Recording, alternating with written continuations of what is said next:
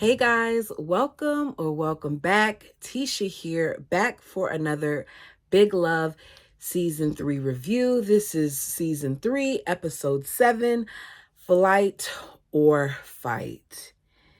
This episode had my emotions all over the place, but the ending really jacked me up. It messed me up because it was a little unexpected for me.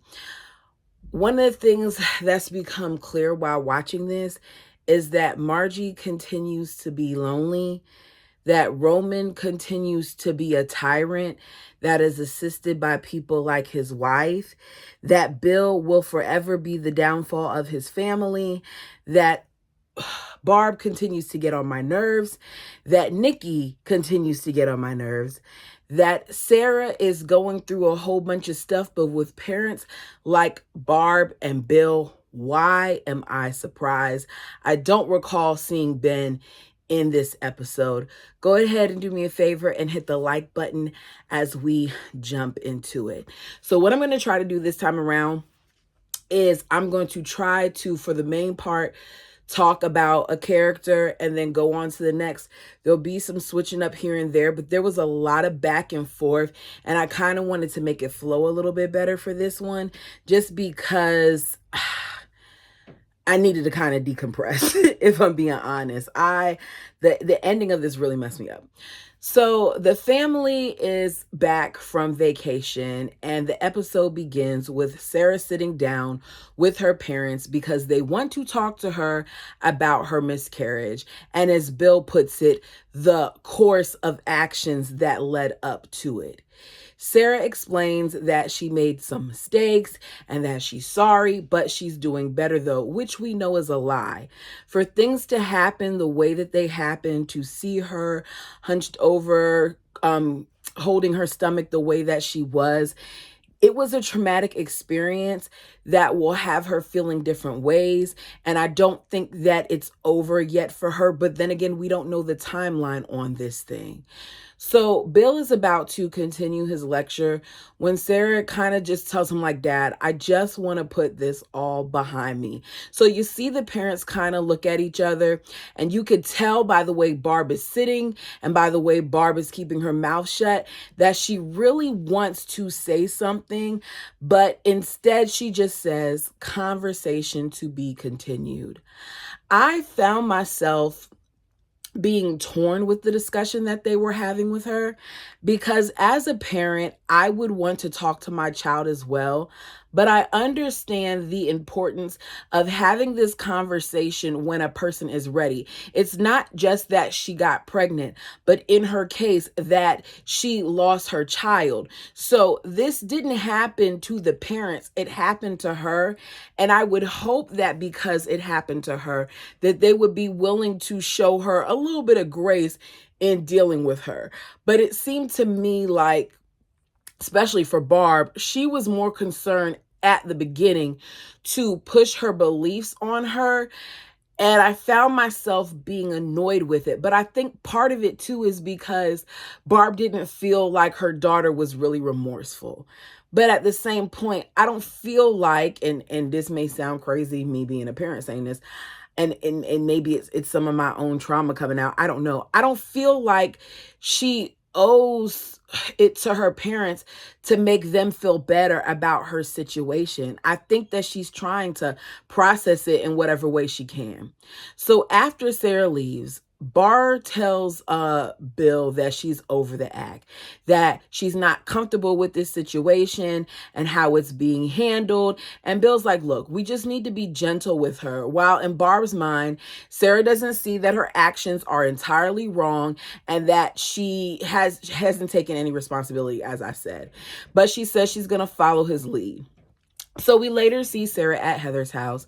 Heather is on the phone working hard to fix their housing arrangements at ASU because she was supposed to be staying in family housing, but now that they're not going to be having a baby, they're not going to be staying in family housing. So they're trying to see if they can get on campus like in the dorms. Sarah's acting all excited, saying that she can't wait to get away from there. And Heather says to her, "Are you sure you still want to go?" And Sarah says, "Yes." Keep that in mind. She asked you, "Did you still want to go?" You said yes. So Sarah's like, I can't stay at home. Everybody keeps looking at me like I'm a huge disappointment. My mom can't even stand to be in the same room with me. And I feel like she hates me, which is sad because even though Barb is on my nerves, Barb doesn't hate her daughter. She loves her daughter. She may have a funny way of showing it, but she loves her. But it also shows the position that she's in because ASU, even before she found out that she was having a baby, was her trying to run away. So I feel like the university is her in her eyes, her way to get away. But I don't know if she feels like she can do that. I don't know. It just seems like a lot is going through her mind when she says it. And we find out a little bit more about it later. So Heather says, it's going to be an adjustment for me as well because my parents are really flipping out because it's not BYU. But my mom has mentioned getting a whole bunch of sunblocks. So that means that even though they don't agree with it, they're still supporting her. I think why did they write the parents out? Like, are we going to see the parents again later? Because we went from seeing them a few times when Rhonda was in the picture to not really seeing them at all. And what's up with Rhonda? We haven't heard anything else about Rhonda. We'll get to it. Okay. Heather is successful at changing their previous housing arrangement. She gets off the phone. The both of them are giggling because they feel like it's going to happen and it's going to work out. So Sarah goes home and her father has her go outside because there is a new used car waiting for her in the parking lot. And she's trying to figure out whose car it is. And he hands her the keys, meaning it's hers. And she's excited. I personally am confused about the timing of the car. I'm not saying punish your daughter for getting pregnant. I just feel like giving her a car sends mixed messages unless it was something that they already planned out. I'm not sure. She wants to know if they can afford it. He's looking at her like, it's not like it's a brand new Cadillac. Yeah, we can afford it. He tells her, that they got it. It wasn't much. She can keep the car as long as she maintains, good grades. Her excitement changes, though, a little bit as we notice that Barb is peeking through the window. Barb, why didn't you just come outside? It's kind of childish that you're looking through the window as this is going on, in my opinion. But, that's just my opinion. You tell me yours. So Sarah wonders if this is, his way of trying to keep her from going out of state. And he tells her, all that he cares about is her. That in his mind, there's no mistake that can be undone, no plan that can't be rethought, and that if her dreams have put her on the wrong path, that she can get back on it at any time. He says this car can take you to ASU or anywhere else your dreams may lead you. He tells her to fasten her seatbelt so that they can take a ride. I don't know if this conversation is what kind of made her change her mind on things, or if it was the conversation that she had with her mother. It's hard to tell whether she is touched by what her dad is saying or whether something else hits her. I'm not sure, but we'll get to it. Later we see Barb in Sarah's room. And she's being a mom. She's doing something that I do a lot with my son, which is complain about how messy the room is. She tells her that when she's away at ASU, that she's going to want to stay on top of her laundry. She's not going to want it to build up. Sarah tells her mom, that she's decided that she's not going to ASU because she feels like it will be a mistake. And her mom is trying to talk about it and she kind of like brushes her off like she doesn't want to talk about. So Barb's like, okay, well, if you don't go there, there's, still the University of Utah. It's a good school. And Sarah's like, I'm not going to college right now. I want to take at least a semester off. So Barb is frustrated because Sarah continues to make decisions and not include her in on the process of it. Sarah basically says that although some of her choices have been wrong, she's been making her own decisions for a while now. And Barb takes this opportunity to start talking about her chastity and things of that nature. And Sarah's like, I don't want to talk about it. I want space.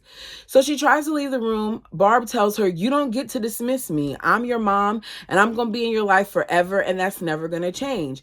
As much as Barb gets on my nerves, I do agree with some of the conversation that they had. Even though I think that Barb might not be handling this in the best of ways, it is her way of trying to be there for her daughter. Sarah shows up later on at work to let Heather know that she will not be going to ASU. She says that she lost her baby and nothing is the same. And Heather looks stunned and she starts apologizing for dragging Heather into all of her drama. And she thanks her for being there for her. And Heather is crying. I felt extremely sorry for Heather in this moment because it's clear that Heather was willing to do anything for Sarah. And I don't know if it's because of the friendship that they built or if it's because of what Sarah or Heather was trying to figure out in her own mind. I just don't think that Sarah thought about how some of her choices and including Heather in on them would change Heather's life. So Heather says, like, you used me. She said, you impose on my feelings without giving it a thought of what it meant to my life. You never had to struggle like I have. I've struggled with my innermost beliefs in order to be your friend. And she's like, Sarah, what have you ever had to struggle with? And she leaves. And part of me doesn't know if all of that is fair because I feel like Sarah has had some struggles. Obviously, her main struggle has been polygamy. Her parents, the dynamic, the way they decided to take on this other wife, the thought of losing her mom and things of that nature. Whereas it seems that Heather's struggle has been something else. But Heather still doesn't know that. Well, not Heather. Sarah still doesn't know that because has Heather talked to her about some of the things that's been, plaguing her? I don't think so. We got Bill at Home Plus, right? He enters in his office and he sees his brother Joey kissing Kathy. You guys, oh, Kathy, justice for Kathy. He tells Bill that Kathy, him, and Wanda are getting married. Full transparency, I kind of assumed that they were already married, that we just didn't get to see it. So when he said, I was like, oh, okay, y'all aren't married. Oh, okay. So Kathy is beaming as she's explaining that, Roman's trial hurt her a lot. And after Roman's trial, she felt kind of devastated that she just hurt so much. But now that he has, set a date and they're going to be getting married, that she's very, very happy that Joey has changed that for her and that she cannot wait to marry him and Wanda. And I believe her because Kathy believes in this faith and Kathy loves Wanda and she loves Joey. So they want to be married in a few days at Joey's house and they want Bill to perform the sealing because they feel like Roman is a false prophet. So Bill is apprehensive at first because he doesn't think that he has authority, but his brother and Kathy are like, neither does Roman. We'd be honored to have you. So he says, yes, I'll be honored to do it. Nikki is at work. The office is throwing a birthday party for her little boo thing, Ray, or the guy that she flirts with, Ray. He sees Nikki standing by herself and he brings her a slice of cake. He tells Nikki, despite you not being the stick around type, it's nice to see that you stuck around. He then builds up the courage to ask her out, saying that his wish is that for his birthday that they could go out. And Nikki's like, as a group? And he's like, no, just the two of us. She says, just the two of us? I can't. Although I like to, I can't. She begins to walk away and he tells her to think about it. It is clear that Nikki and Ray have a thing for each other. And if I'm being completely honest, I was just waiting for one of them to make a move. At home, Nikki is a little flustered. So she's in the kitchen. Wayne is asking her why she's working so much. And she begins talking about, where she works, explaining that she works in a big building with a lot of important people and it's 11 floors and she works on the 6th floor. And I think that this is the first time where we are seeing that Nikki is being given the opportunity to be proud of herself, just the way that she's listing off, what it is that she aids with her child. As she's saying this, Margine walks in telling Wayne to go watch Ratatouille with Raymond at her house. This makes Nikki happy because she is behind in dinner and she's trying to hurry up and get it out.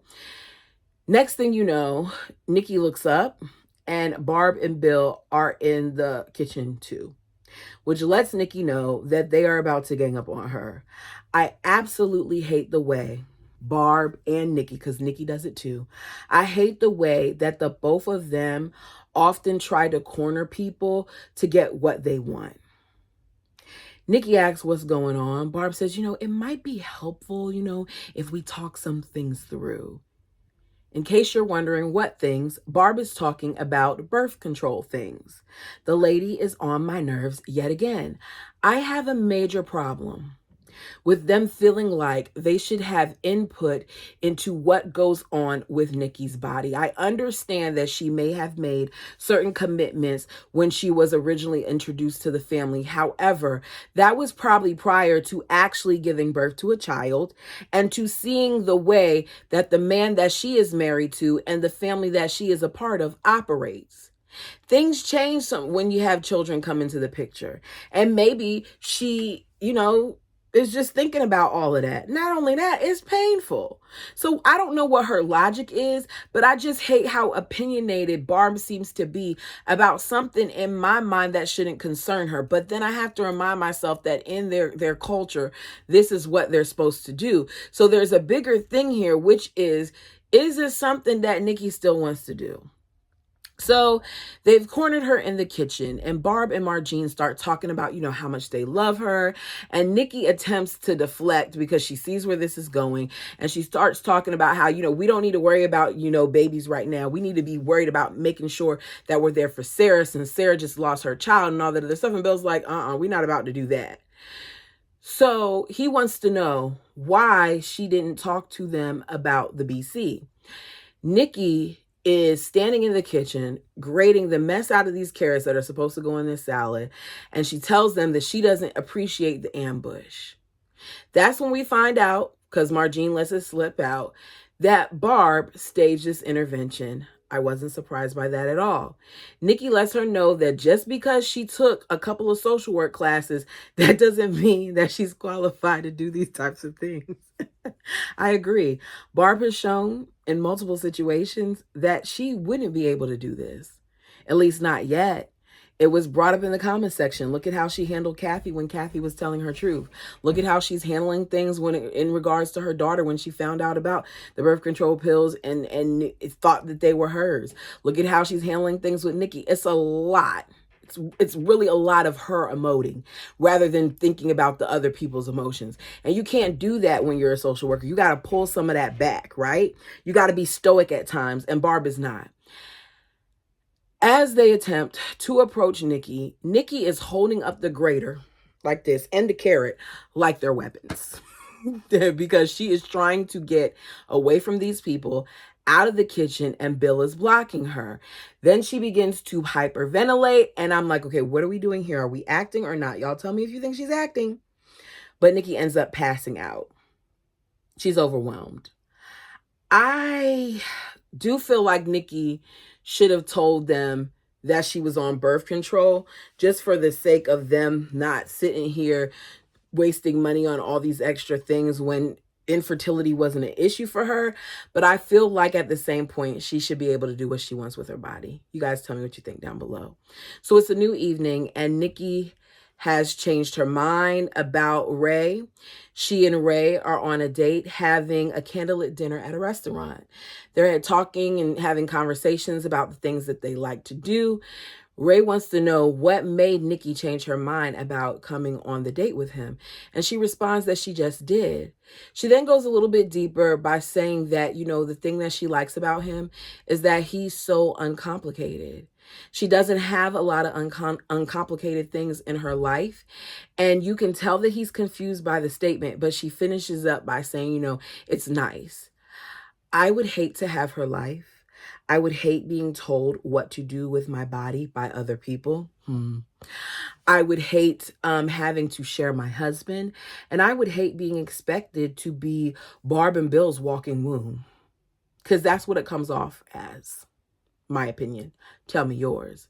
The moment is sweet to watch with her and Ray, even though she is a married woman, because unlike Bill, you can tell that Nikki actually likes this man. I do not really feel like Nikki has experience being in love with Bill. I don't even see her look like she overly desires him. It's just, I don't get that from their situation. I get it's more like, okay, this is something that I'm supposed to do or something that I need to do versus this is something that I really, really want to do. So they share a sweet moment together and he presents her with a gift.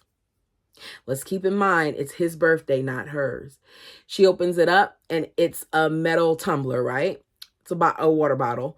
And he says that he's noticed at the office that she drinks a lot of water. So he thought it would be a good idea to give her something else to put it in. And she's holding it like it's the most precious thing that she's ever received. And she kind of lights up. And it makes me wonder how much joy she's experienced with her husband. Nikki got more excitement from playing bingo than she did from a conversation with her husband. It's just something that I noticed. Later at home, while Nikki's working on her tub, Barb confronts her because she still feels betrayed about the whole situation with her taking these pills for 4 years. She feels like it's not right. And Nikki, of course, doesn't want to have the situation, is trying to avoid the conversation. They're going back and forth. She ends up getting in the shower to get away from Barb and closing the door, while Barb tells her that she needs to fix the problem. So Nikki feels a little bad. So she asks her how. Like, how am I supposed to fix it? And Barb says she doesn't know. She tells her that she used to feel so close to her because they shared the same purpose, to grow the family. She says, it's still my purpose, Nikki. You need to find out if it's still yours. I may be wrong, and that's okay. But I just can't get behind women like Barb who are constantly guilting other women for not making up for what Barb can no longer do. I don't think that that's fair. And I'm not trying to penalize Barb because that was beyond her control, but it's real easy to tell other people what they should do when maybe things have changed, as I said earlier, for them. They just don't want to do it anymore. So on the compound, we see Wanda kind of struggling. Wanda is being mean to Kathy. She's doing laundry using way too much bleach, which now that we know what was going on later on, I wonder if one of the reasons why she didn't want Kathy to assist her is because of what Kathy might have found out, which is that Wanda wet the bed. I don't know how often this happened, but she wet the bed, which makes me wonder what else is going on with Wanda that we don't know about. So Kathy walks in trying to let Wanda know that she may have used a little bit too much bleach. And Wanda's response to that is her slamming the lid closed of the washing machine and telling her that there's other areas that she can concentrate on to get this place spick and span for the wedding. So Kathy looks at her and kind of gives her a nervous smile, but she respects Wanda and she goes off and does some things. We got Albie. Seeing this scene with Albie reminds me of how much control these men have over these women and how there's often a constant struggle to gain favor. We've read it in the books. So Albie is in the office with Laura when Glory, the same wife that we saw before that was carrying the boxes, she comes in trying to figure out why she's been removed from the rotation on the schedule. She begs Albie to put her on, to the point where she is kind of kneeling and begging for him not to deny her the blessing of having his children. To me, it is a sad sight to see. Laura is standing with her nose up in the air as she chastises her for pressuring the father, right? For pressuring Albie. He agrees with her and then tells her that she needs to pray for forgiveness and fast and pray. And then he walks off. After he leaves, Laura tells her that she has the father's ear now and she needs to respect it. And if looks could kill, Laura would have been out of there, because Glory gives her a look before she leaves the room that makes me feel like she's going to get her. Margene is back at the house being tortured by the kids. Pam is on her way over because they're supposed to be going to the store together. Now, they go to the store a couple of times, right? But this is the second time. I didn't feel like writing about the first time. So she's supposed to be going to the store with her. But Barb tells her that she's going to go instead. And the moment that she finds this out, Margene kind of has a breakdown and she's crying. As Pam comes in, she apologizes because she can't go shopping. And she says that the store for her is her peaceful place because the kids won't leave her alone. She then admits to Pam that there are times where she purposely forgets to get items off of the list when she goes shopping just so she can get out the house the next day. That means not only is she lonely, but she's exhausted too. It's a lot for somebody as young as her to have as many kids as she's had back to back and to not seem to get a break because she's expected to take care of all of these children while still maintaining her household. So Pam hands her some Zoloft, tells her it will kick in a couple of days. And Margie's like, oh, no, I'm not depressed. And Pam's like, I'm not either. She said it's hard to be perfect, and they kind of give each other a hug, which shows that the both of them are struggling in their own ways. I hope that they're able to hang out more. Maybe we'll see more of Pam, since we know Pam knows and it seems like she's still accepting of Margie, but I don't know. So news has gotten back to Roman that Kathy is gathering women who want to speak against him. And he calls it all lies. We know it's not lies, but he's calling it lies. So he tells Adeline that she has to be stopped. Adeline assures him nobody's going to listen to her, nobody's going to believe her, but Roman isn't trying to hear it. So he tells her to take care of it. So we see her go do that, but we'll get to it later. So Joey, later on, it's nighttime, he sees a flashlight in the trees as Kathy is outside talking to someone. Now, I thought it was one of the girls that would want to say something, but it turns out it was Glory.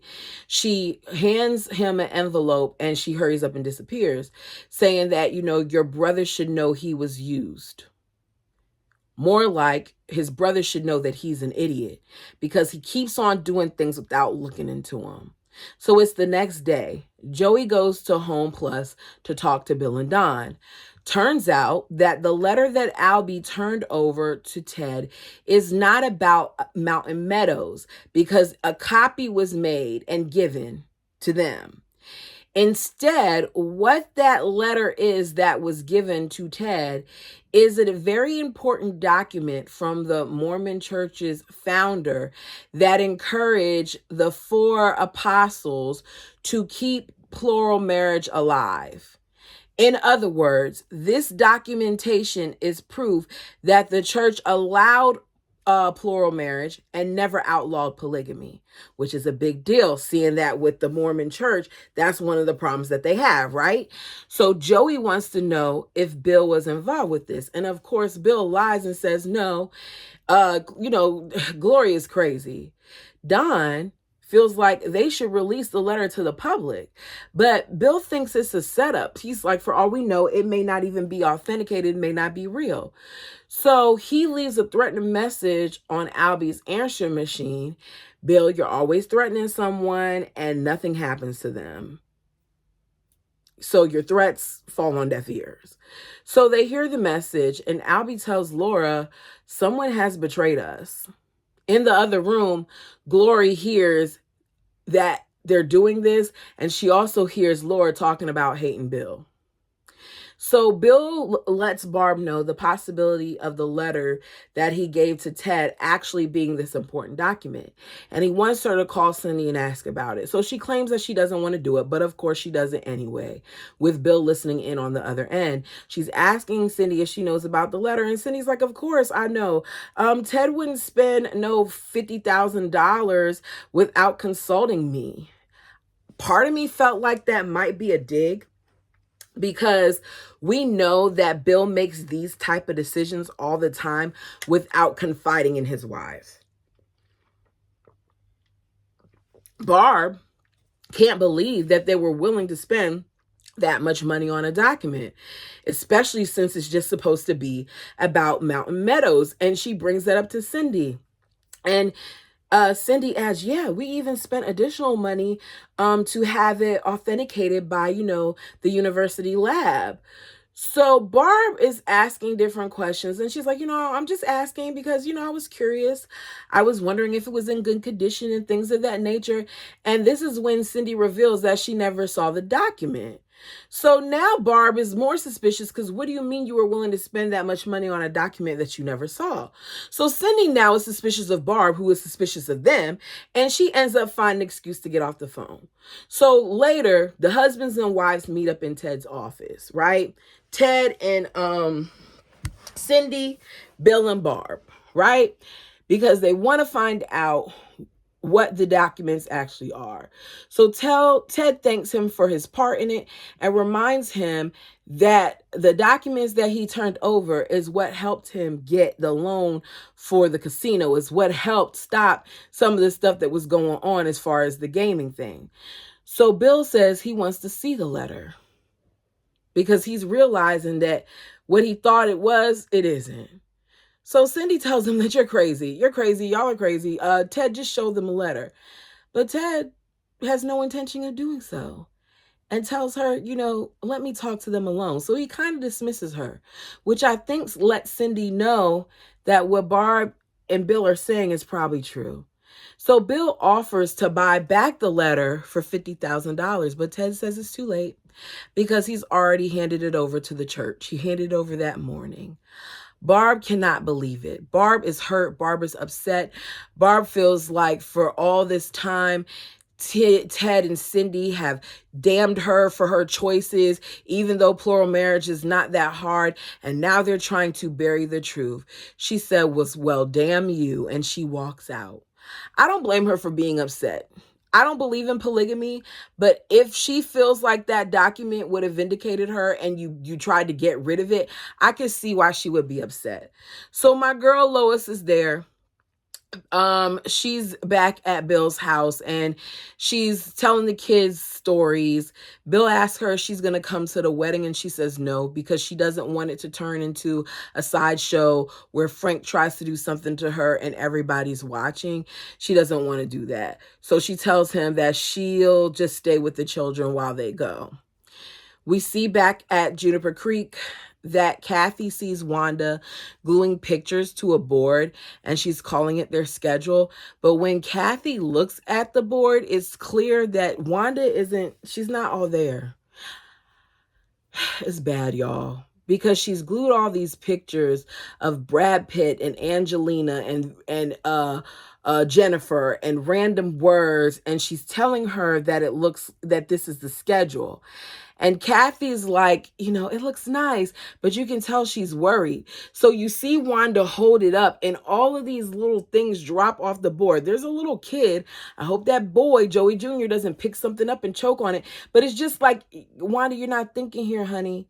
So Kathy goes outside, and she tells, Joey is working on the little van thingy, delivery truck looking thing, that she's a little bit concerned about how the wedding and everything that's been going on is affecting Wanda. She's like, I promised you that I would assist in her care, and I still plan on doing that. But they can't finish the conversation because Wanda comes out saying that Joey Jr. wants to sit in the truck.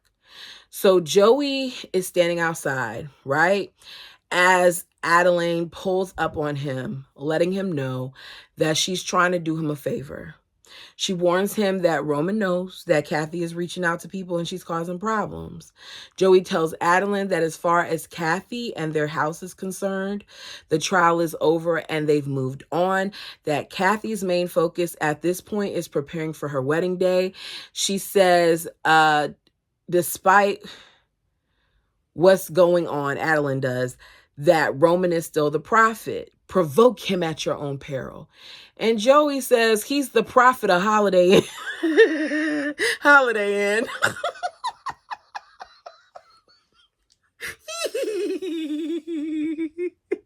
That was a good one. And if he moves against them, then he'll defend his family.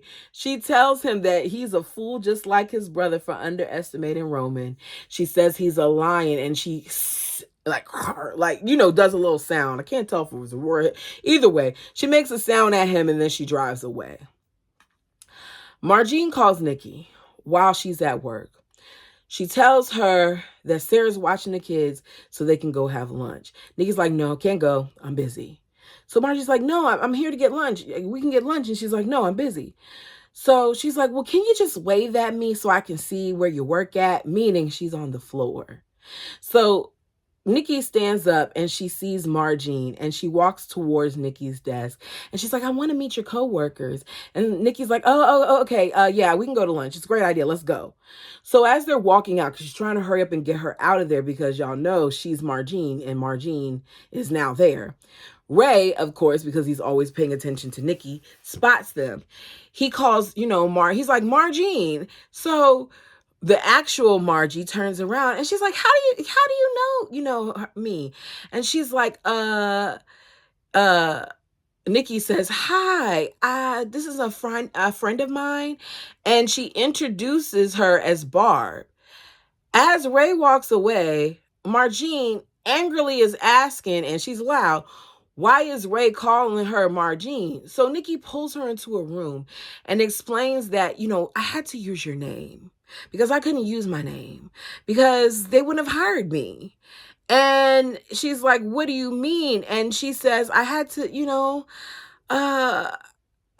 this is not the county clerk's office. This is the district attorney's office. So at this point, Margine is talking loudly. Nikki explains her mom got her the job and that, she got it for her so she could help out with her dad's trial by passing on information. Of course, Margine is upset because, what do you mean you've been passing on information when we were trying to get your dad to be locked away? So she's like, I blame Satan. Satan has taken a hold of me. And Margine is loud. And she's like, if you don't quit, then I'm going to show your boss my driver's license. So later at home, you see Margie looking at herself in the mirror. She later comes back downstairs and her hair is back to its original color. She tells Nikki that she needs her to watch the kids. And Nikki tries to say she can't because she has to work. And Margine reminds Nikki that you stole my identity. You need to quit. I gave up everything, including my career, so that you can work. Nikki gave up stuff too, because when she was out on her date with Ray, she said that she wanted to be a nurse. So what happened that she wasn't allowed to be a nurse? And what career did Margie give up? Because I don't recall her having a career. I recall her doing very badly, which is why Bill hired her to watch his kids in the first place. So Barb walks in. Oh, is she talking sales as far as the gaming stuff? I don't know. Y'all tell me. So Barb walks in and Margine announces that she's going to go back to work and that Nikki's going to quit her job and that she's going to be watching the kids. And Barb is looking like, okay, well, we got to talk to, Bill about that first and discuss this as a family. And we later see Nikki go in and quit. She packs up her things, tries to hurry up and get out there. She tells Ray she has to quit even though she doesn't want to. And they share a very passionate kiss. And then she walks out. I said, oh, this is gonna be good. I still want Nikki to keep seeing him. I know it sounds bad. Shouldn't cheat on your spouse, but I don't really feel like they're married. Roman is in his hotel room and he's talking to Hollis and Selma. This scene, you guys, jacked me up. The fact that you're talking to the guy who tried to kill you, who successfully put out a hit on you, who got ladies to shoot you a whole bunch of times, the fact that you're doing that alone is shocking. What makes it more shocking is I originally thought that Selma was transitioning. Apparently, Selma is a woman. Right? So I don't know if we're going to say that she is like a tomboy, like she just likes more comfy clothing or what, because I do know women who like to dress in certain attire, but they still, want to be with men. So I don't know what the situation is. I'm just saying what's appearing on TV. I thought that she was related to Hollis. It turns out, you guys, she's married to Hollis. That shocked the mess out of me. I could not believe that she's married to Hollis. Then on top of that, she is upset because after all this time, Hollis is going to be getting another wife. Roman orders Selma to accept it. And I'm like, who is he to tell Selma what she has to do? She reluctantly agrees. I said, why is she agreeing? Oh, because she's actually related to Roman. Roman is her big brother. You can't make this ish up. When I say I was floored, I was floored. I had to pause for a moment because I couldn't believe it. So, back with Joey, Bill, and Kathy, they're warning her that she needs to kind of lay low because when Roman gets like this, he's dangerous. Kathy says, look, I can't back down because one of the ladies is willing to go to the authorities, but she needs my help and she trusts me. So they're like, okay, you can help her, but just don't have any meetings with her by yourself. We want to be with you, which is fine. We then see Wanda went to bed.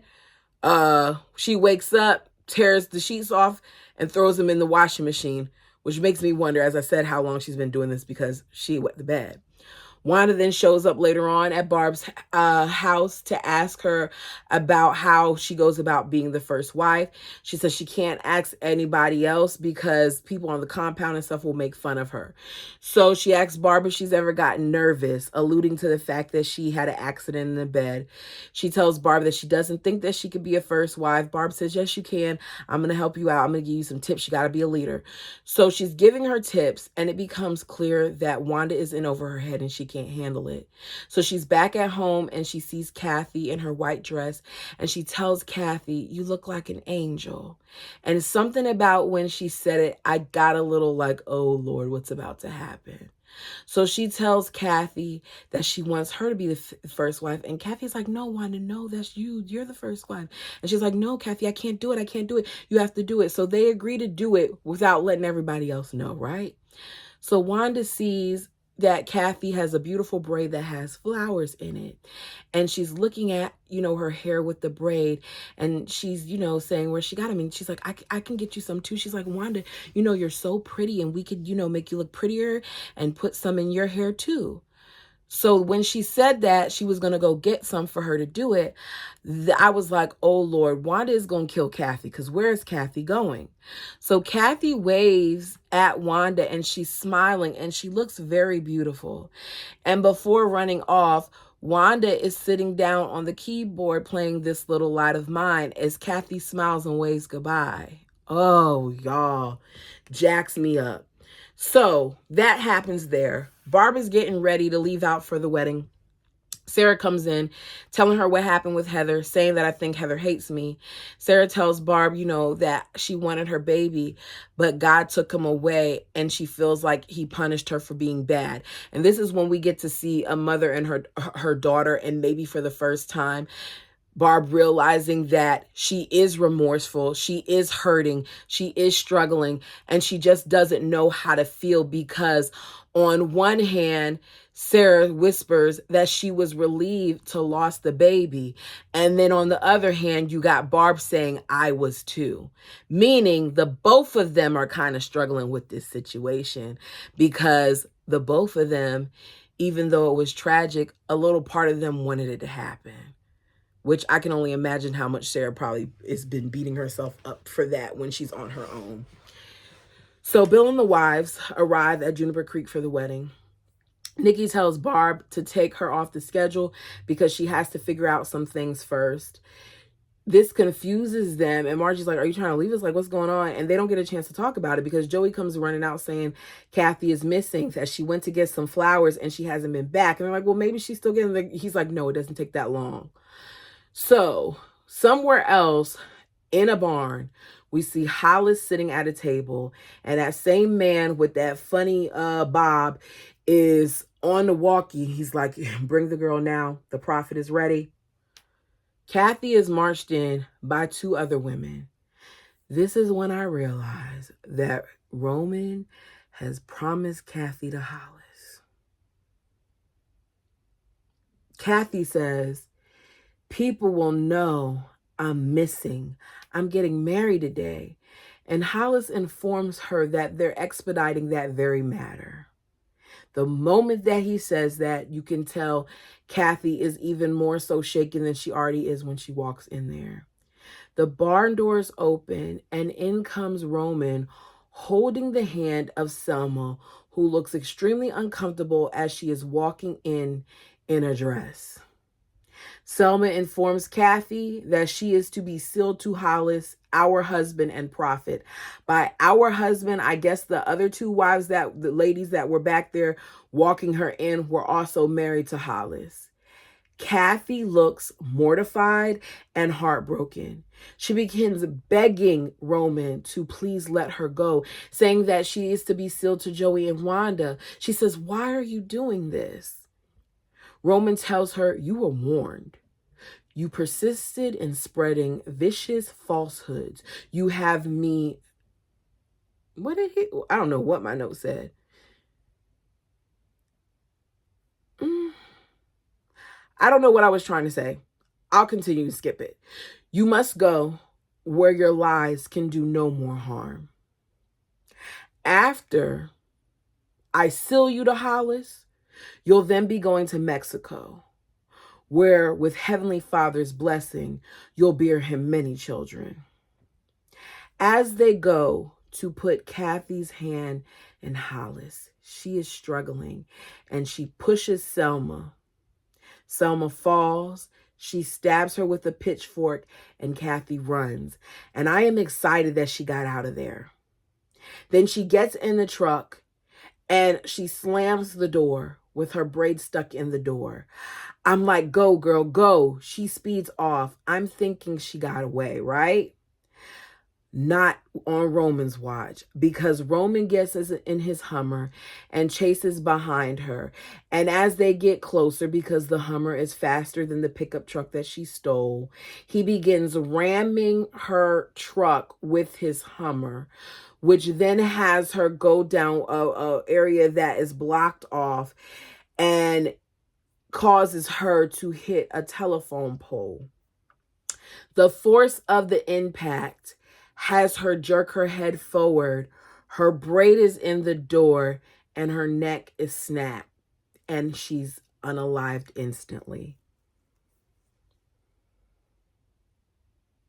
Roman comes out and sees it. As we see Joey and Bill standing there all dressed in white waiting for Kathy. So when Wanda told her about her looking like an angel, when Wanda talked about how beautiful her braid was, it was a foreshadowing of what was to come. Now, I thought Kathy was going to get hurt, but I didn't know it was going to be because of Roman. I thought it was going to be because of Wanda. So it kind of like really, really shocked me, you guys. If there's something that I left out that you want to discuss, feel free to put it down below. How do we feel about this situation? What do you guys think is going to happen in terms of Kathy? Like, are they going to figure out that Roman had something to do with this? I really hope they do. You guys, let me know your thoughts. Like the video as it helps the channel. Until next time.